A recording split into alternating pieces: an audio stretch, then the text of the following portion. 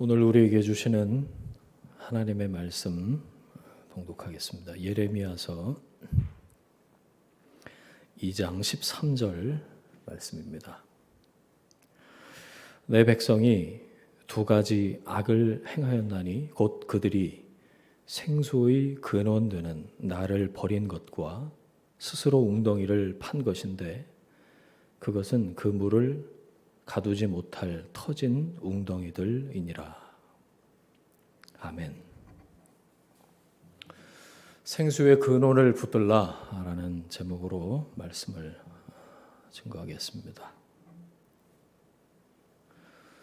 우리 인생의 날수가 유한하다는 것 우리가 모두 다 아는 사실입니다. 얼마나 살지, 우리 생명이 언제까지 지속될지 우리는 알 수가 없습니다. 그것은 우리의 영역이 아니죠. 에너지도 정해져 있습니다. 에너지는 한정적이죠. 무한하지 않습니다. 그러나 우리에게 주어진 날수 안에서 쓸 수 있는 에너지는 우리가 조절할 수 있습니다. 유한한 에너지를 어디에 얼마나 쓸 것인가, 어떻게 다룰 것이냐는 우리에게 주어진 중요한 과제입니다. 유한한 에너지를 어디에 무엇에 집중할지 선택해야죠. 먼저 낭비되는 것이 어디인지 살펴야겠고 그 다음에 집중해야 할 곳이 어디인지 확인해야겠죠. 오늘 본문에서 여호와 하나님은 예레미야 선지자를 통해서 이스라엘 백성들의 잘못 두 가지를 말씀하고 계십니다. 생수의 근원되는 하나님을 버린 것, 그리고 스스로 웅덩이를 판 것입니다. 치수라고 하죠. 물을 컨트롤하려고 웅덩이를 파긴 팠는데 그 웅덩이는 물을 가두지 못하는 터진 웅덩이였습니다. 아무리 물을 부어도 채워지지 않는다는 말이죠. 물이 계속 새어나갑니다. 노력하지만 허망합니다. 우리 인생에 이런 터진 웅덩이들이 있습니다. 노력하는데 도무지 채워지지 않습니다. 무엇인가 계속해서 빠져나가고 새어나갑니다. 터진 웅덩이는 에너지를 엉뚱한 곳에 낭비하게 합니다. 우리 인생에서 터진 웅덩이는 뭘까요? 첫 번째로 자신의 힘을 믿는 겁니다.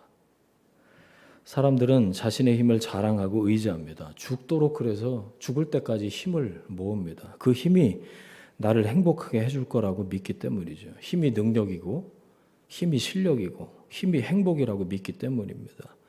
그래서 돈의 힘, 권력의 힘, 명예의 힘, 젊음의 힘, 지성의 힘 등등을 믿습니다. 힘을 많이 가지면 가질수록 멋진 인생을, 행복한 삶을 살 수 있다고 생각합니다. 그러나 여러분, 우리가 다 주지하는 바와 같이 우리가 가진 힘은 시간이 갈수록 줄어들고 영원하지 않다는 거죠. 그래서 자신의 힘을 의지하는 사람은 늘 불안할 수밖에 없습니다. 언제 어떻게 될지 모르니까요. 어느 날 더 많은 힘을 가진 자가 등장을 하면 당황해요. 극복해보려고 안간힘을 쓰지만 힘을 쓰면 쓸수록 지칠 뿐이죠. 마치 터진 웅덩이와 같습니다. 밑 빠진 독이요. 아무리 채워도 채워지지 않습니다. 우리가 우리 자신의 힘을 믿고 살면 바닥 긁는 순간이 반드시 옵니다. 인간의 힘과 자원은 반드시 바닥나게 되어 있기 때문에 그렇죠. 우리 머리, 우리 경험, 내가 쌓은 노하우, 동날 때가 옵니다. 체력도 자원도 마찬가지입니다. 반드시 한계를 맞게 됩니다. 벽을 마주보고 서게 되는 날이 와요.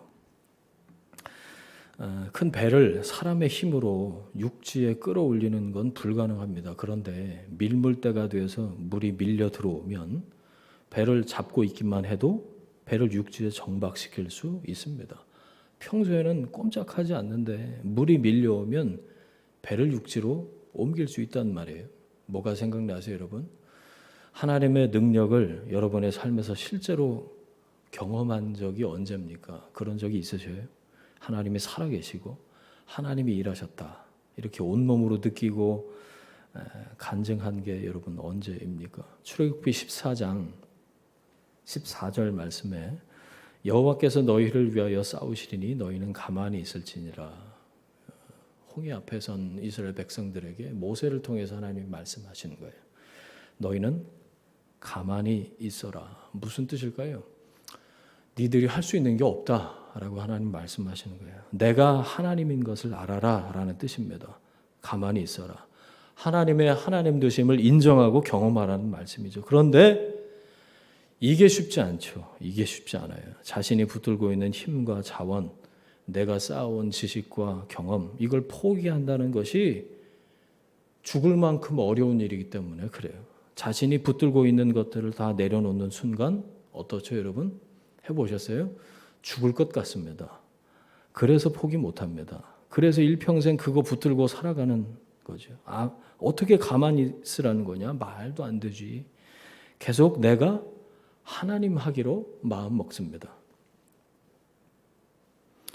우리의 힘을 내려놓는 순간 죽을 것 같습니다. 그걸 포기하면 인생이 끝장날 것 같은 순간, 여러분 그 죽음을 통과해야 합니다. 그것을 내려놓고 하나님을 붙잡아야 합니다. 그 시점이 굉장히 중요합니다. 그 경험이 필요한 거예요. 사순절 지나고 있습니다. 십자가를 묵상하는데요.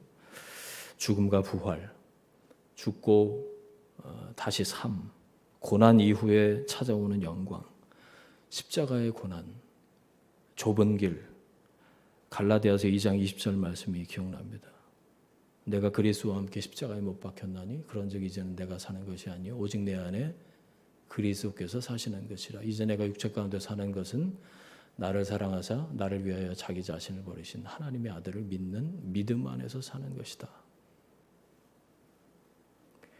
이제 끝이구나 라고 생각할 때 두 손 들고 항복하고 내려놓는 그 순간, 삶의 주권을 하나님께로 이양하는 그때 하나님이 행하시는 놀라운 일을 경험하게 될 줄 믿습니다.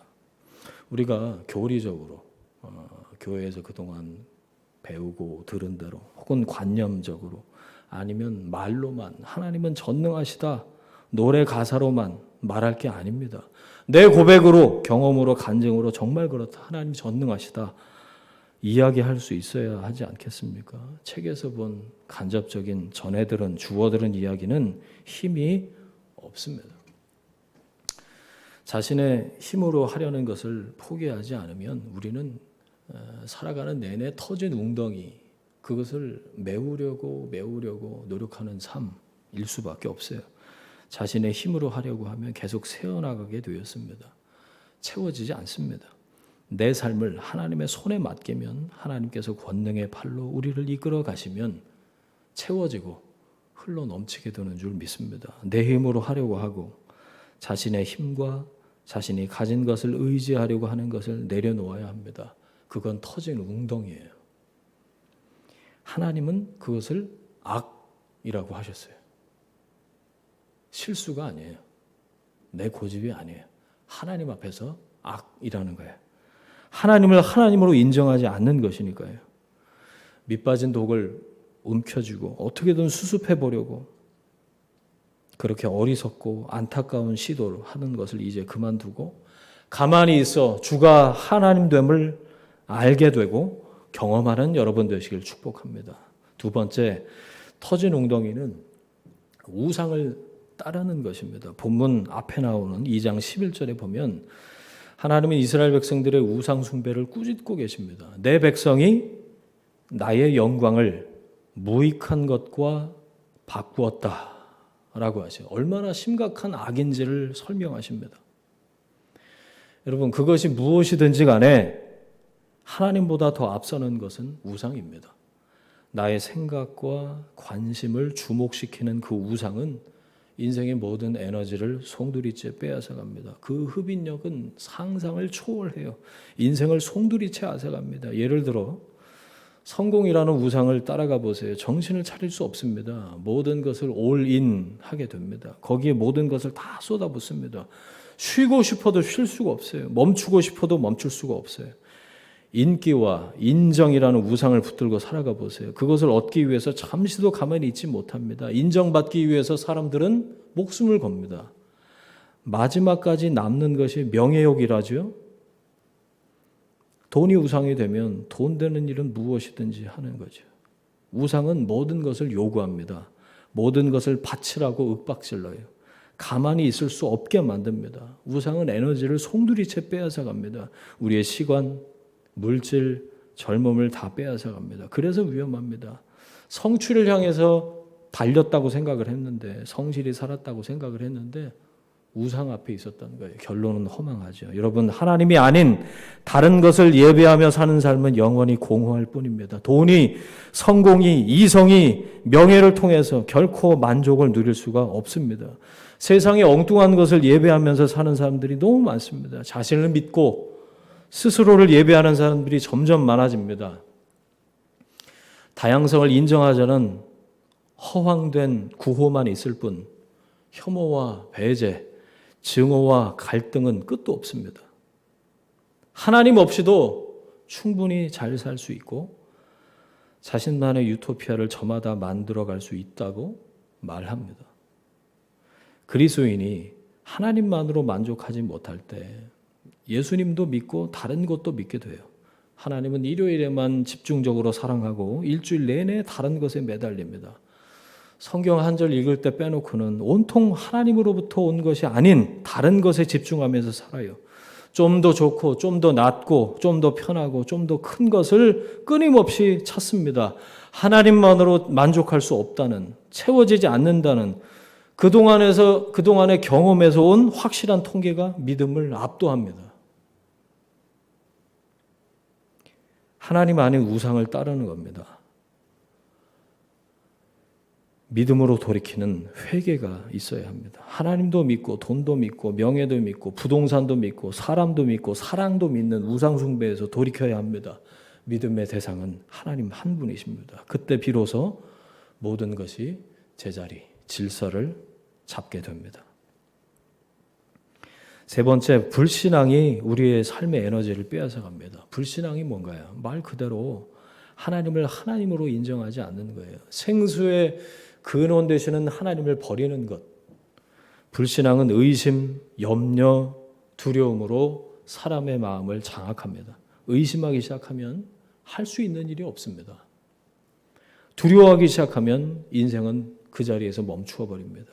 염려하는 사람들은 하루 종일 염려합니다. 자다가 깨도 염려합니다. 잘 때도 염려합니다. 모든 에너지가 불신앙이라는 블랙홀을 통해서 빠져나갑니다. 출애굽기 14장 13절에 너희는 두려워하지 말고 가만히 서서 여호와께서 오늘 너희를 위하여 행하시는 구원을 보라. 앞에는요 홍해, 뒤에는 이집트 군사. 가만히 있을 수 없습니다, 여러분. 두렵지 않다면 제정신이 아닌 거예요. 바로 그때 믿음이 드러나는 거죠. 가만히 서 있을 수 있는 유일한 방법, 하나님을 믿는 것밖에 없어요. 가만히 서서 하나님의 하나님 되심을 경험하는 거죠. 여러분, 은혜를 받으면 그럴 수 있습니다. 성령의 충만케 하심을 경험하면 그럴 수 있습니다. 그래서 선포하는 겁니다. 예배하는 겁니다. 하나님의 하나님 되심을 선포하는 겁니다. 하나님의 일하심을 찬양하고 하나님의 성품 앞에 경배하는 겁니다. 바로 그때 하나님이 주어가 되십니다. 하나님이 주도하십니다. 힘들이지 않고 하나님의 인도하심을 경험하고 경탄하는 믿음의 사람으로 설 수 있습니다. 이스라엘은 스스로의 힘으로 웅덩이를 팠습니다. 그런데 터진 웅덩이였어요. 터진 웅덩이에 기대어 살아갑니다. 말라빠진 웅덩이에서 겨우겨우 연명하면서 살아갑니다. 생수를 찾지 않습니다. 터진 웅덩이를 메우는데 온 에너지를 다 쏟습니다. 생수를 찾지 못하면 계속해서 말라버리고 더러워진 바닥을, 딱딱해진 바닥을 긁어야 합니다. 손에서 피가 나도록 아무리 파도 물이 나올 리가 없습니다. 스스로 웅덩이를 파고 자신의 힘을 의지하고 스스로 웅덩이를 채우려고 했던 것을 포기하고 내려놓고 그만두고 생수의 근원 되시는 하나님을 붙들어야 삽니다. 유한한 인생에서 제한된 에너지를 어디에 집중하면서 사시겠습니까? 생수의 근원 되신 주님께로부터 멀어졌던 것, 아니 내가 하나님을 버렸던 것, 스스로 웅덩이를 팠던 것을 회개합니다. 물을 가두지 못할 터진 웅덩이를 붙들고 그것이 내 삶을 지탱해 줄 것처럼 생각하고 의지했던 것을, 그런 어리석음을 회개합니다. 여러분, 엉뚱한 것을 예배하던 것을 그치십시오. 지금 당장 그렇게 하십시오. 다시 하나님 앞에서 우선순위를 분명히 하십시오. 돌이키십시오. 말씀 앞에 머무십시오.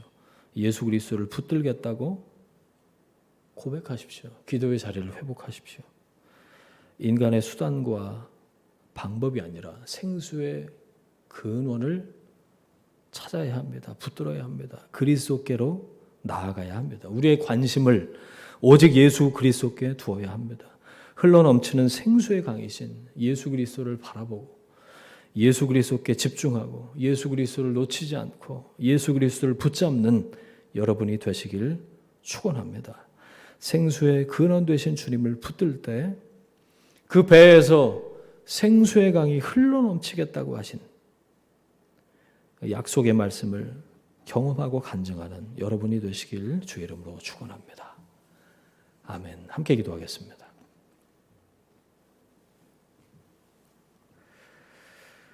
하나님, 우리에게 있는 악을 하나님 앞에 고백하고 회개하며 다시 생수의 근원 되시는 예수 그리스도,